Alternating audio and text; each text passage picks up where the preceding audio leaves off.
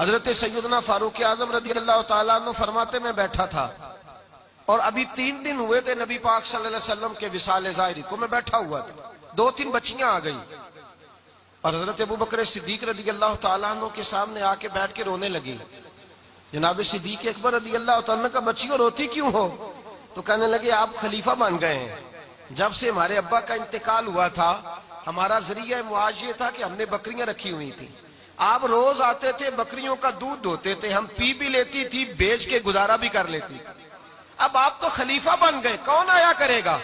تو حضرت ابو بکر صدیق فرمانے لگے تمہیں پتہ ہے جو خلیفہ ہوتا ہے وہ تو خادم ہوتا ہے قوم کا، میں آیا کروں گا۔ حضرت ابو بکر صدیق روزانہ اٹھتے عصر کے بعد اور جاتے، خلیفہ ہونے کے باوجود ان بچیوں کی بکریوں کو پکڑتے، دودھ دھوتے، ان کے گھر میں دے کے آتے۔ حضرت فاروق اعظم جب بھی دیکھتے تو کہتے ابو بکر تو پیچھے آنے والوں کے لیے رستہ بڑا مشکل کر رہا ہے، بڑا مشکل کر رہا ہے، جگر راہ وفا میں نقش ایسے چھوڑ آیا ہوں، میں جس منزل سے گزرا ہوں وہ اب تک یاد کرتی ہے۔ حضرت سلمان فارسی رضی اللہ تعالیٰ عنہ صوبے کے گورنر تھے، سادہ سا لباس پہن کر، سادہ سا، بس اسٹاپ پہ کھڑے تھے، جہاں سے لوگ اندر داخل ہوتے تھے، جہاں سواریاں باندھی جاتی تھی، آج ہم اپنے زبان میں اسے بس اسٹاپ کہتے، باہر کھڑے تھے۔ کوئی مہمان آ گیا کسی کا، اس نے دیکھا سادے سے کپڑے ہیں، خستہ سی حالی ہے، اس نے سمجھا کوئی کلی ہے شاید، معاذ اللہ کوئی ملازم ہے، کہنے لگا خادم ادھر آؤ، ادھر آؤ، آپ قریب گئے، کہنے لگے میرا سامان اٹھاؤ۔ امام غزالی فرماتے ہیں جب تو علم پڑھنے بیٹھتا ہے تو یہ بھی خیال کرنا تیرے اندر تکبر کا بوٹا نہ لگ جائے، عاجزی اختیار کرنا، عاجزی۔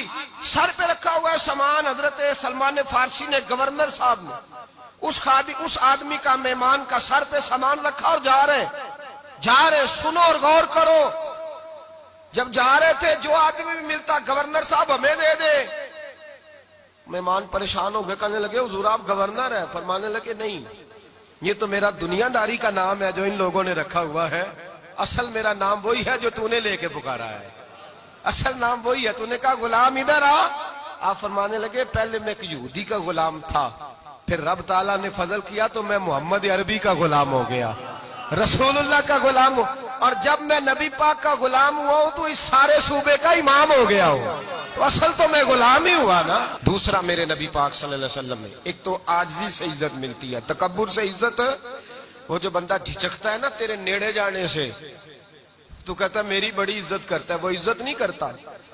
شیر کی عزت ہوتی ہے کہ خوف ہوتا ہے؟ بولے نا، تو نہیں نہ ڈر لگتا دیکھو، شیر کا کیا ہوتا ہے؟ خوف، اس کی عزت نہیں ہوتی، تو درندہ ہے، درندوں کی بھی کبھی عزت ہوتی ہے۔ تو جو آدمی ڈنڈے کے زور پر لٹکا کے ڈنڈا اور وہ لوگوں سے عزت کرا رہا، تو بھائی یہ تیری عزت نہیں ہے، تیرا خوف ہے۔ عزت عاجزی میں ہے، انکساری میں ہے۔ اور دوسرا میرے نبی پاک صلی اللہ علیہ وسلم نے فرمایا عزت معاف کرنے میں ہے۔ عزت کس چیز میں ہے؟ بدلہ لینے میں عزت، یہ حقائق ہے۔ عزت بدلہ لینے، جس نے ایک تھپڑ کے جواب میں 2 مارے وہ باعزت نہیں، بلکہ مسند امام احمد بن حنبل پڑھی، حضرت موسیٰ علیہ السلام کوہ طور پہ کھڑے، میرے رسول پاک علیہ السلام فرماتے ہیں جناب موسیٰ علیہ السلام نے اللہ کی بارگاہ میں عرض کیا، اے اللہ ساری دنیا کہتی ہے ہم عزت والے ہیں، ہم عزت والے، من اعز عبادک یا اللہ، اے اللہ تو بتا تیرے بندوں میں عزت والا کون ہے؟ تو حضرت موسیٰ کہتے ہیں رب کریم نے فرمایا اذا قادر غفارا، جس کے پاس بدلہ لینے کی طاقت ہو پھر بھی معاف کر دے وہ بڑی عزت والا ہوا کرتا ہے۔